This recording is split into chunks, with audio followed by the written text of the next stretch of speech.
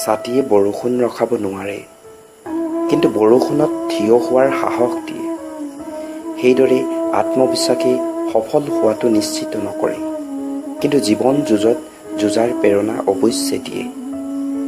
পোহৰে একোকে নকয়, কিন্তু ইয়াৰ উজ্জ্বলতাই পৰিচয় দিয়ে।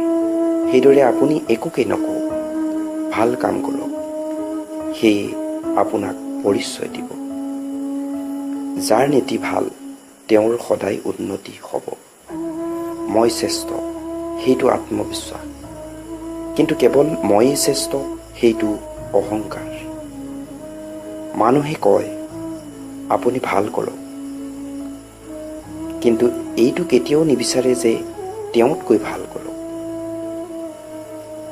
2 হাতেৰে 50জন মানুহক মাৰিব নোৱাৰি, কিন্তু 2 হাত জোৰ কৰি লাখ মানুহৰ মন জিনিব পাৰি।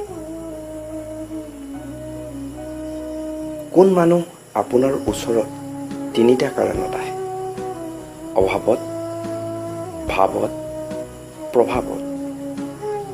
যদি অভাৱত আহিছে, তেওঁক সহায় কৰক। যদি ভাৱত আহে, তেওঁক মৰম কৰক।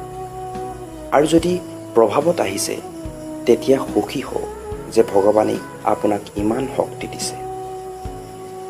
জীৱনত খালী পেটে আৰু খালী জেপে যিখিনি শিকায়, সেয়া কোনো বিশ্ববিদ্যালয় বা শিক্ষকে শিকাব নোৱাৰে।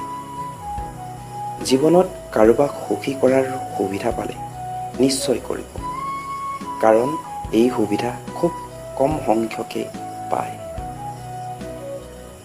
ইমানবোৰ জীৱৰ ভিতৰত কেৱল মানুহেই ধন উপাৰ্জন কৰে, কিন্তু কোনো জীৱ ভোকত নমৰে, আৰু মানুহৰ কেতিয়াও পেট নভৰে।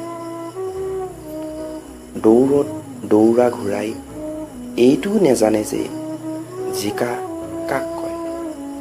সি কেৱল মালিকে দিয়া কষ্টৰ ফলতহে দৌৰে। সেয়ে আপোনাৰ জীৱনত যদি কেতিয়াবা কষ্ট আহে, তেতিয়া ভাবিব যে ভগৱানে আপোনাক জিকাব বিচাৰিছে। যিখিনিৰ পৰা আমাৰ স্বাৰ্থ শেষ হয়, তাৰ পৰা মানৱীয়তা আৰম্ভ হয়। প্ৰত্যেকৰে শুনক আৰু প্ৰত্যেকৰে পৰা শিকক, কাৰণ প্ৰত্যেকে সকলো নাজানে, কিন্তু প্ৰত্যেকে কিবা নহয় কিবা জানে। সম্পৰ্ক যদি মনৰ মিলনেৰে হয়, তেতিয়া ছিঙা অসম্ভৱ, কিন্তু যদি স্বাৰ্থত হয়, সেয়া দীৰ্ঘস্থায়ী হোৱাটো অসম্ভৱ। আপোনাৰ সৰলতাক যদি কোনোবাই দুৰ্বলতা বুলি ভাবে, সেয়া তেওঁৰ সমস্যা। শ্ৰদ্ধাই জীৱন দিয়ে, নম্ৰতাই মান দিয়ে, আৰু যোগ্যতাই স্থান দিয়ে। আৰু যদি তিনিওটা একেলগ হয়, তেতিয়া মানুহক সকলোতে সন্মান দিয়ে।